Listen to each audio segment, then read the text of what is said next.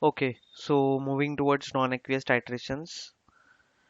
Non-aqueous titration is a titration of substance dissolved in solvents and other than water. Okay, so नाम में ही है non-aqueous, मतलब यहाँ पे water नहीं है, water छोड़ के बाकी सब है. Okay, so dissolve, we are dissolving the substance in any solvent other than water, that is a non-aqueous titration. It is the most common titrimetric procedure used in the pharmacopoeial assays and serve a double purpose. It is suitable for titration of very weak acid and very weak bases, and it provides a solvent in which organic compounds are soluble. Okay, so these are the two main reasons to use non-aqueous media. The most commonly used procedure in the titration of organic bases with perchloric acid and anhydrous acetic acid. These assays sometimes take some perfecting in terms of being able to judge the endpoint precisely. तो यहाँ पे क्या है, organic basis जैसे perchloric acid है, anhydrous acetic acid है, titration किया जाता है ऑर्गेनिक बेसिस का इनके साथ. ओके, एंड इसकी वजह से जो आपका जो एंड पॉइंट डिटेक्शन है वो बहुत प्रिसाइज आता है. Karl Fischer titration for water content detection जो है, जो टेक्निक है कार्ल फिशर की, usually done methanol as a solvent use किया जाता है और sometimes ethanol. Since water is the analyte in this method, it can not also be as the solvent. तो अब वाटर डिटरमाइन करना है. ओके, कार्ल फिशर टाइट्रेशन की इसमें तो वाटर डिटरमाइन करने के लिए आप सॉल्वेंट वाटर नहीं यूज कर सकते, तो आप तो वहां पे मिथेनॉल या इथेनॉल यूज करेंगे. तो वही यहाँ पे इंट्रोडक्टरी पार्ट दिया है. तो non aqueous is something other than water. Okay, why are we doing non-aqueous? Because weak acids and weak bases we cannot do with the use of water as a solvent, and there are many solutes which are not soluble in water but soluble in other organic compounds. So we are doing this. I hope this is clear. Yes, sir. Next, need of non-aqueous titrations. Again, in detail, we have need. So, oftentimes we need to perform an acid-base titration in non-aqueous solvent due to the analyte is too weak acid or a base to be titrated with H2O. एकदम ही weak acid है, एकदम ही weak base है, तो वो हम H2O के साथ water के साथ टाइट्रेट नहीं कर सकते. रिएक्टेंट्स और products are insoluble in water. Reactants or product react with water. Titration in water doesn't allow a sharp endpoint, but in a non-aqueous solvent with a stronger base than OH minus, it is possible to get a sharper endpoint. So these are the reasons we are not using water as a solvent. Okay.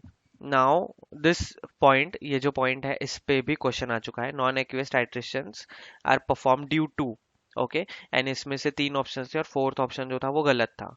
Okay, तो मतलब may be तीन option गलत थे, एक option correct था या कुछ भी था. ठीक है, तो you have to identify what are the reasons, what is correct and what is incorrect. Okay, and based on that you have to answer. तो ये जो भी एक एक स्लाइड है जिसमें जो भी डिटेल है, एवरी पॉइंट पे क्वेश्चन आ भी चुका है या आने के चांसेस भी हैं. So it's very important, you should be attentive. Okay, next, solvents used in non aqueous titrations. So यहाँ पे जो सॉल्वेंट्स हैं वो है protogenic solvent, protophilic solvent, aprotic solvent and amphiprotic solvent. Okay, which of the following is a protogenic solvent, which of the following is a protophilic solvent, what of the following aprotic and amphiprotic. ऐसा भी question आता है. या फिर protophilic solvents are दो solvents विच dash dash dash dash, फिर चार option होते हैं. ठीक है, तो it's like you should be aware of each and every type of solvent. So let's see, first is protogenic solvent. These are acidic in properties. These solvents have relatively high dielectric constant and they are ionized. Example, acetic acid, formic acid and propionic acid. Next, protophilic solvent. They are basic in nature and react with acid to form the solvated proton. These solvents have high dielectric constant and they are ionized.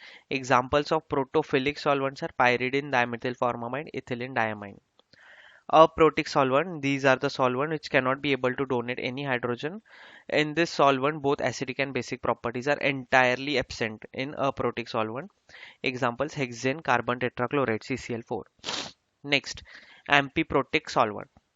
These solvents have both protogenic and protophilic properties. मतलब protogenic भी है, protophilic भी है. Example है water and ethanol. तो water तो हम use नहीं कर रहे, नॉन एक्वियस सॉल्वेंट है, तो ethanol we can use here as a amphiprotic solvent. Is this clear to all? Yes, sir. Yes, sir. Protogenic acidic in nature, protophilic basic in nature. Okay, aprotic ना ही acidic ना ही basic, एम्पीप्रोटिक जो protogenic और protophilic दोनों हो. Okay, next, इन्हीं solvents के बारे में और डिटेल दिया गया है। तो aprotic solvents are neutral chemically inert substances such as benzene and chloroform.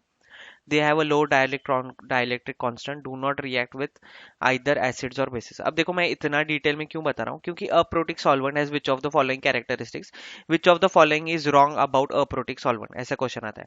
चार ऑप्शंस में से तीन ऑप्शन करेक्ट होते हैं, एक रॉन्ग होता है। तो चार ऑप्शंस जो हैं वो आपको पता होने चाहिए कि करेक्ट है कि नहीं है। जैसे कि aprotic solvents are neutral, chemically inert. Examples are benzene and chloroform. They have low dielectric constant. Okay, do not react with either acids or bases and therefore do not favor ionization.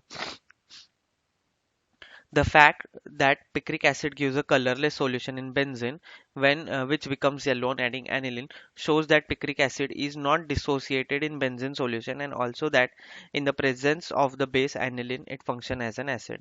The development of yellow color being due to formation of the picrate ion.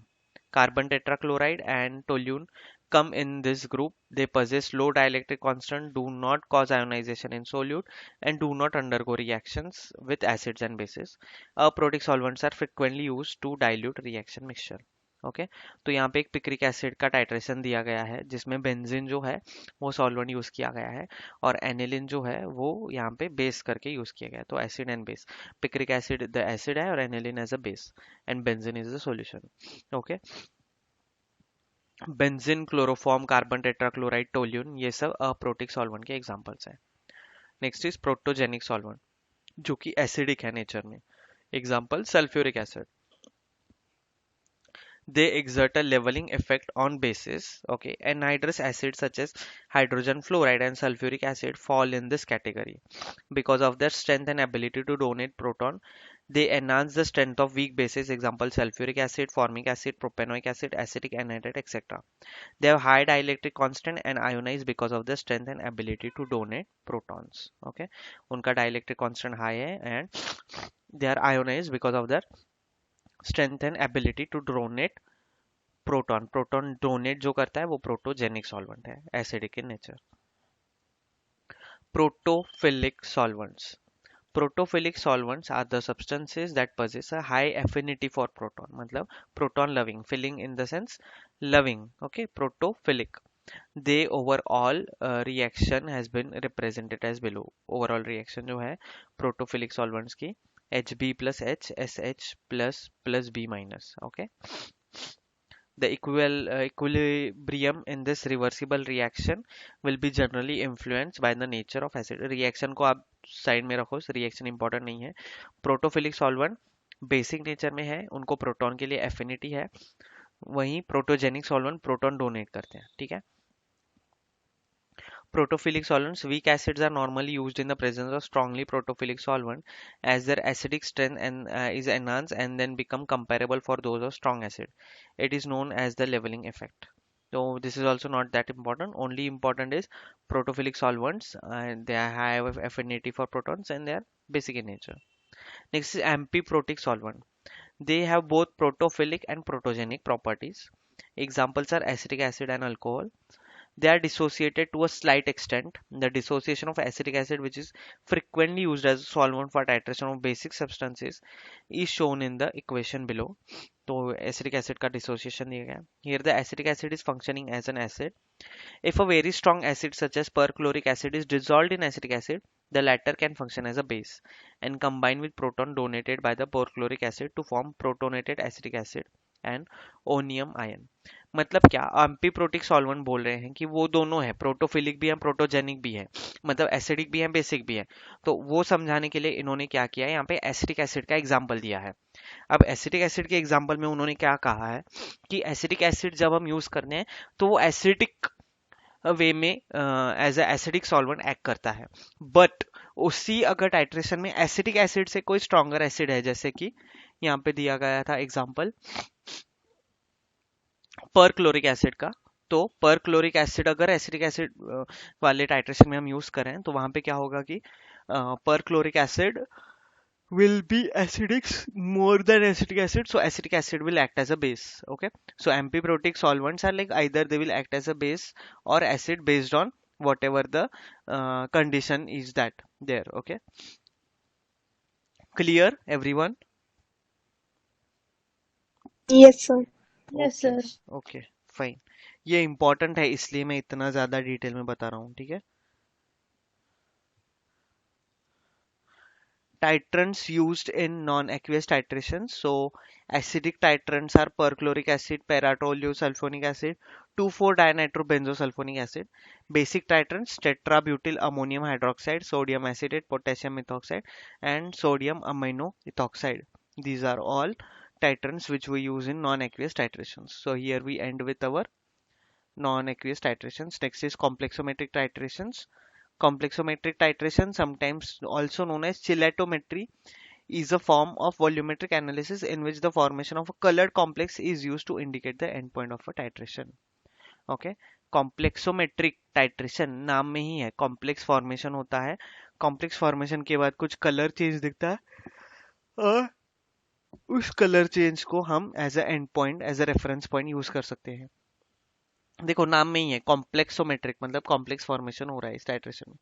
Complexometric titration are particularly useful for the determination of a mixture of different metal ions in solution. कब use किए जाते हैं ये titration? जब आपके solution में multiple metal ions हैं और उनको डिटेक्ट करना हो, तो आप क्या यूज करोगे? आप यूज करोगे complexometric titration. An indicator capable of producing an unambiguous color change is usually used to detect the endpoint of the titration. एक indicator, okay, capable of producing an unambiguous color change is usually used to detect the endpoint, okay, of complexometric titrations. Principle of complexometric titration. So what is the principle behind this? In the theory, any complexation reaction can be used as a volumetric technique provided that the reaction reaches equilibrium rapidly after each position of titrant is added. Okay, interfering situations do not rise. For instance, the stepwise formation of several different complexes of the metal ion with the titrant, resulting in presence of more than one complex in solution during the titration process. A complexometric indicator capable of locating equivalence point with fair accuracy is available. In practice, the use of EDTA as a titrant is well established. तो ये है आपके principal ये बोल रहा है इस titration का कि जो भी टाइट्रेशन हो रहा है वो कॉम्प्लेक्स, जब फॉर्मेशन कंप्लीट हो जाएंगे तब आपको टाइट्रेशन के जो है वो रिजल्ट्स दिखेंगे। Okay, there are no interfering situations that will arise, okay, in this kind of titrations. अब यहाँ पे एक एग्जांपल दिया गया है, दैट इज आपका कॉम्प्लेक्सिंग एजेंट जो है ईडीटीए, जिसका फुल फॉर्म है ethylene diamine tetraacetic acid, okay, EDTA. और आपके जो सॉल्यूशन है उसमें calcium and magnesium metal ions हैं, ओके। और आपने यहाँ पे यूज किया है वो है ईओक्रोम ब्लैक टी और modern black T indicator.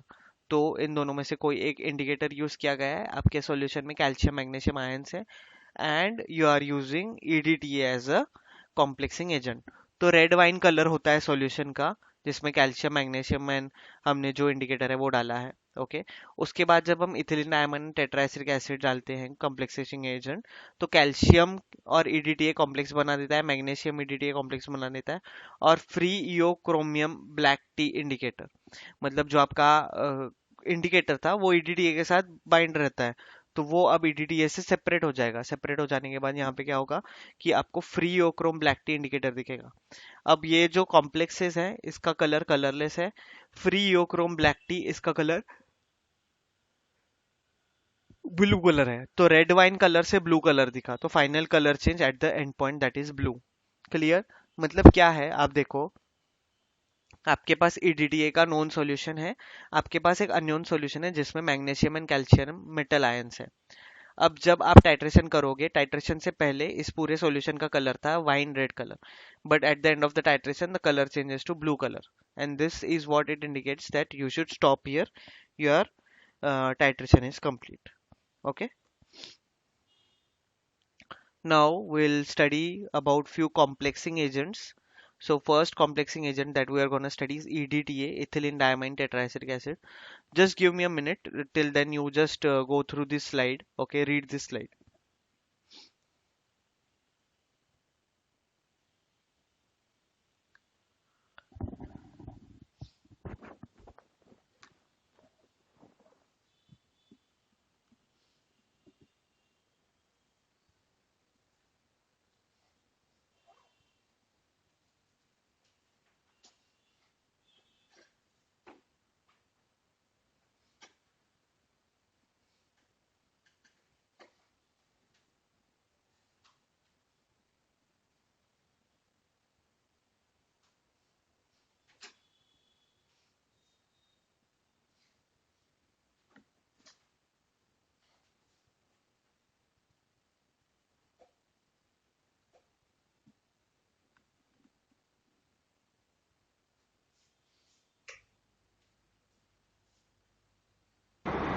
Sir आपकी आवाज़ नहीं आ रही है।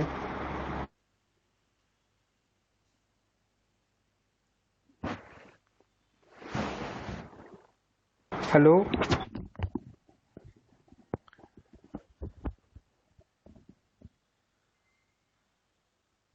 Hello, am I audible? Yes sir yes. Okay, so we would be studying about few complexing agents in this kind of titration because these are important here. So the first complexing agent which is mostly used is EDTA, that is ethylene diamine tetraesteric acid, और उसका यहाँ पे structure भी दिया गया है, तो आपको ये स्ट्रक्चर भी जीपैट के लिए याद रखना है। कभी कभी स्ट्रक्चर्स होते हैं, आपको बताना होता है कि विच EDTA का कौन सा स्ट्रक्चर है, तो सिंपल क्वेश्चन है, सिंपल स्ट्रक्चर है, सिर्फ ध्यान में रखो कि क्या है, CH2COOH है, ओके, NCH2CH2N है बीच में, इतना ही है, okay. It has 4 carboxyl groups and 2 amine groups. इसके पास क्या है, 4 कार्बोक्सिल ग्रुप है, COOH जो है वो 4 है, ओके, और 2 अमाइन ग्रुप है, NN, 2 नाइट्रोजन दिख रहे हैं, okay. That can act as electron pair donors और Lewis bases, okay, these are electron pair donor और ल्यूइस बेसिस।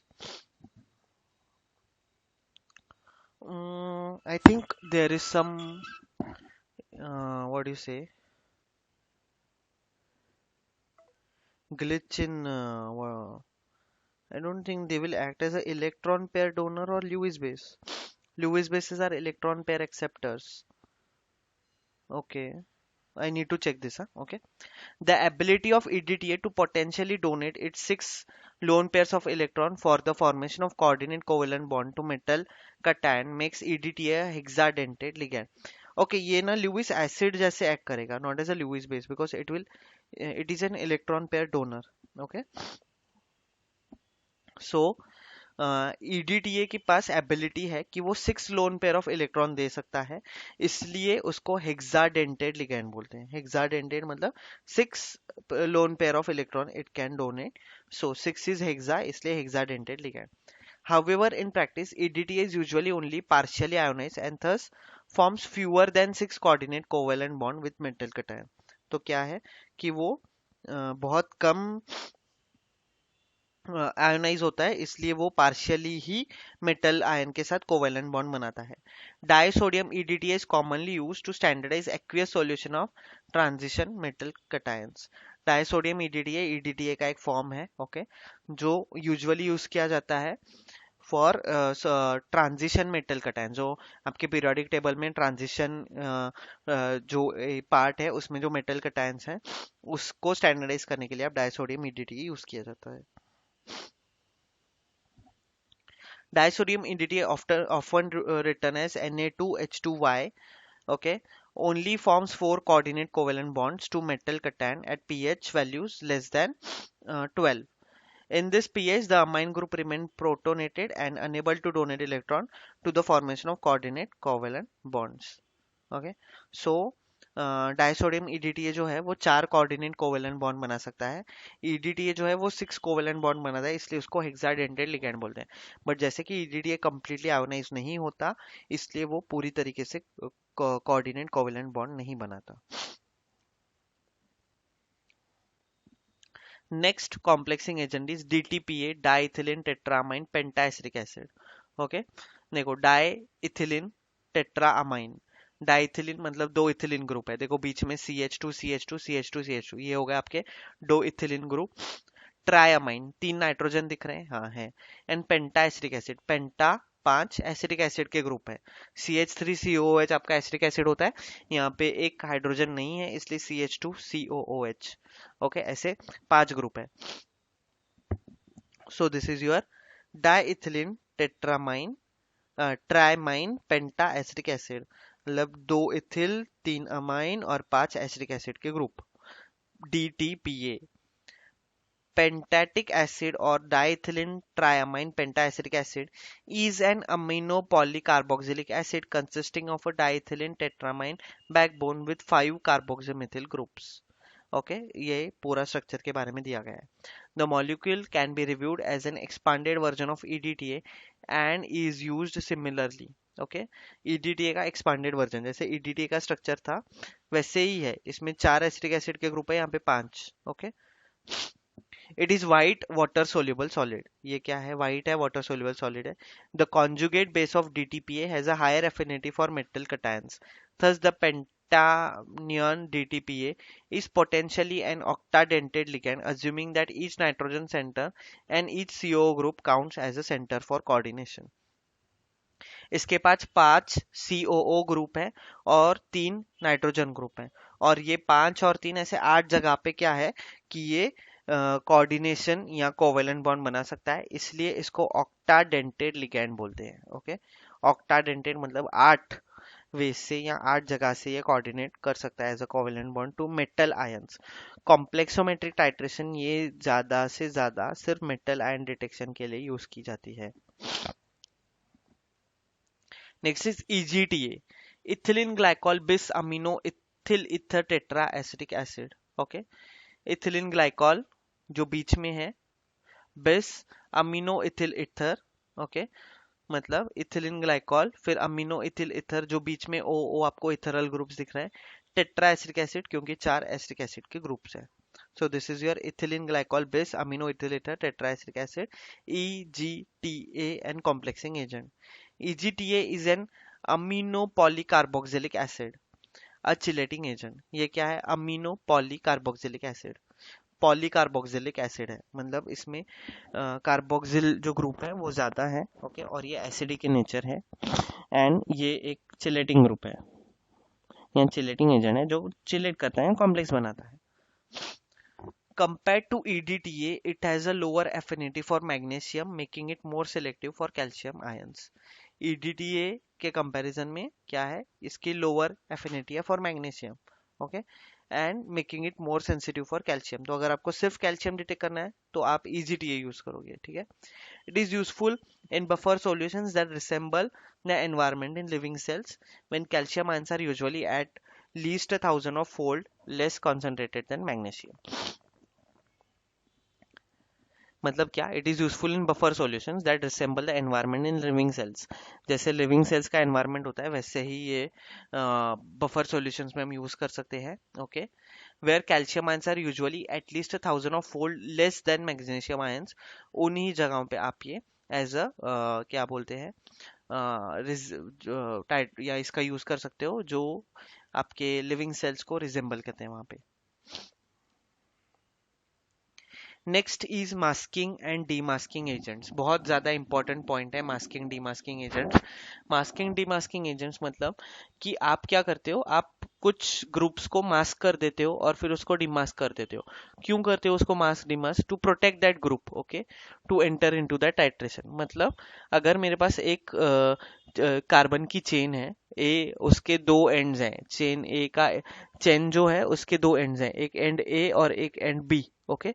अब उस चेन को मुझे टाइट्रेशन में यूज करना है, बट मुझे मेरी चेन में कुछ भी केमिकल चेंजेस नहीं चाहिए, तो मैं क्या करूंगा, मैं अपनी चेन को पहले मास्क करूंगा। ओके। उसको यूज करूंगा, यूज होने के बाद उस चेन को मैं वापस ले लूंगा और उसको डीमास्क कर दूंगा। ओके।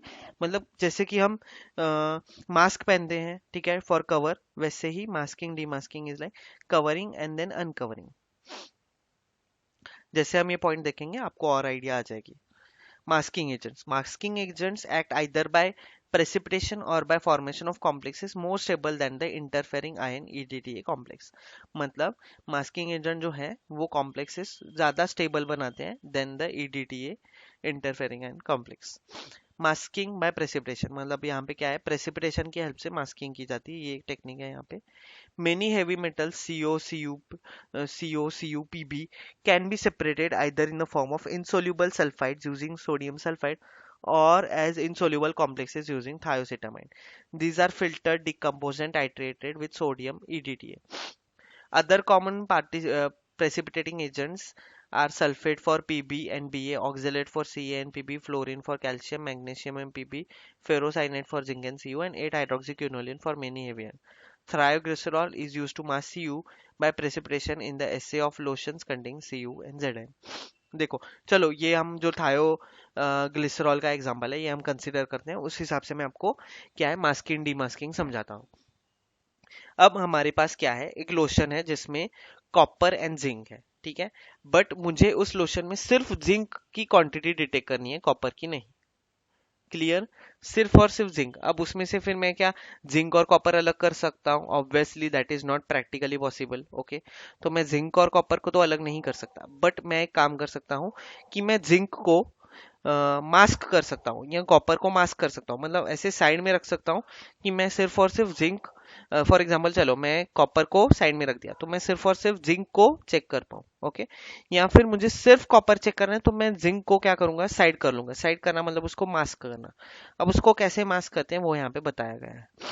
जैसे थायोग्लिसरॉल जो है उसकी वजह से हम सीयू को मास्क कर सकते हैं, okay, by precipitation in the assay of copper and zinc. तो अगर सीयू पूरी तरीके से मास्क हो गया, उसका प्रेसिपिटेशन हो गया, तो अब सॉल्यूशन में होगा सिर्फ जिंक, और फिर आप जिंक का एनालिसिस कर सकते हो। तो ये है इंडिविजुअल चेकिंग के लिए आप मास्किंग डीमास्किंग करते हो।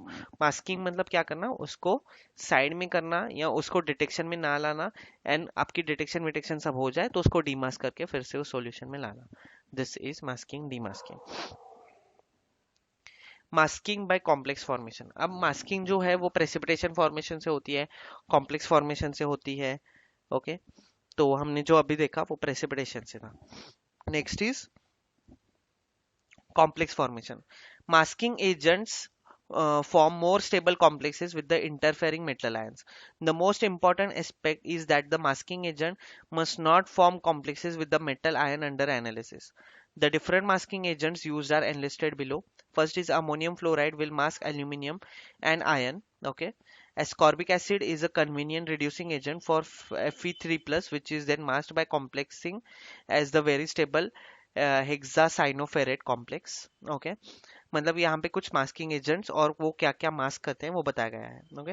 जैसे ammonium fluoride you can use for aluminium and ion masking के लिए, ओके। मतलब क्या कि उस सॉल्यूशन में से एल्यूमिनियम आयन को आप मास्क कर दोगे और जो भी बाकी के मेटल आयंस है उसको आप फिर डिटेक्ट कर सकते हो। सिमिलर यहाँ पे एस्कॉर्बिक एसिड के लिए दिया गया है। उसके बाद है dimercaprol, that is 2,3 dimercaptopropanol, okay. उसका स्ट्रक्चर भी यहाँ पे है। Cations of mercury, cadmium, zinc, arsenic, tin, lead, and bismuth react with dimer caprol in weakly acidic solution to form precipitates which are soluble in alkaline solution. तो यहाँ पे dimer caprol as a masking agent इन सब ions को mask कर सकता है. Potassium cyanide reacts with silver, copper, mercury, iron, zinc, cadmium, cobalt, and nickel ions to form complexes in alkaline solution which are more stable than the corresponding EDTA complex. Potassium iodide is used to mask the mercury 2 ion and is specific for mercury. It can be used in the assay of mercury 2 chloride. Triethanolamine forms a complexes with aluminium, a yellow colored complex with iron. Okay, aluminium and iron के साथ triethanolamine भी as a masking agent use किया जाता है। अब हमने mask कर दिया, ओके। अब उसको डीमास्क भी तो करना है, हमें पूरा एनालिसिस करना है, तो obviously we can't be stopping there. Mask करके छोड़ नहीं सकते, आप उसको डीमास्क करना होता है। तो डीमास्किंग के लिए यहाँ पे दिया गया है, the use of masking and selective demasking agent permits the successive titration of many metals. Masked substances regains its ability to enter into a particular reaction.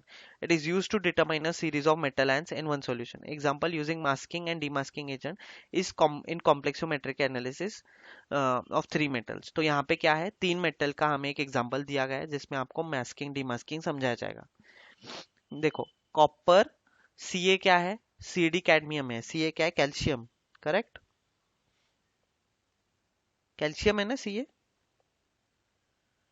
Yes sir. Okay. तो Yes, हमारे sir. पास क्या है, calcium is a metal,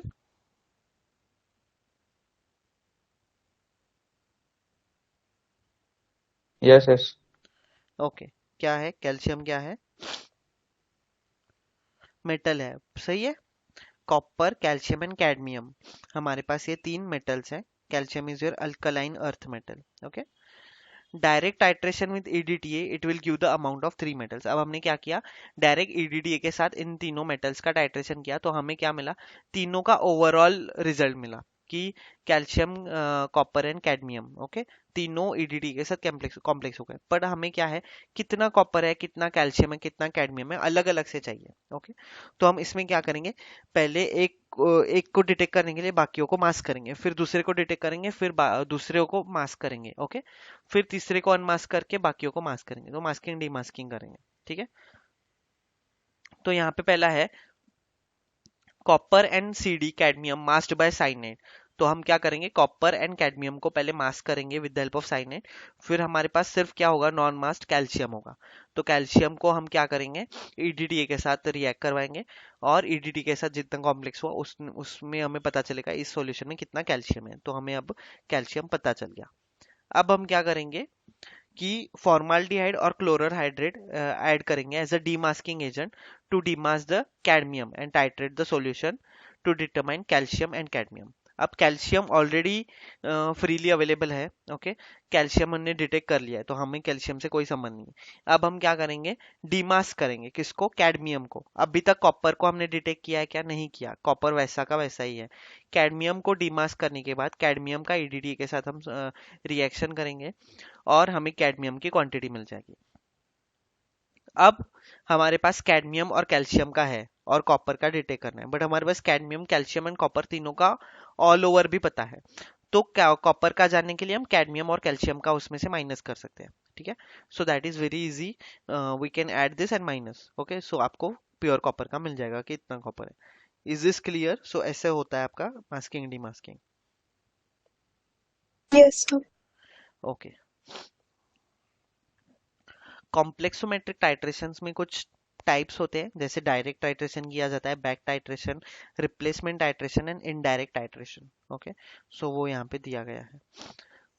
first, direct titration.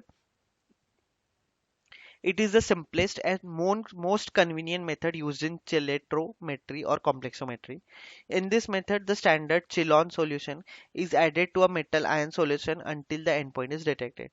तो हम standard chelating agent, complexing agent डालेंगे एक metal ion solution में until हमें endpoint ना मिले। तो ये standard जैसा आपका direct titration हम करते हैं वैसे।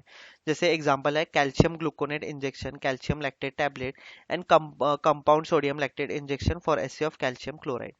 तो इन सब इंजेक्शन फॉर्मुलेशंस का हम क्या करते हैं, टाइट्रेशन करते हैं to find the amount of calcium chloride in this. Okay, limitations of direct titration are slow complexing reaction, interference due to presence of other ions.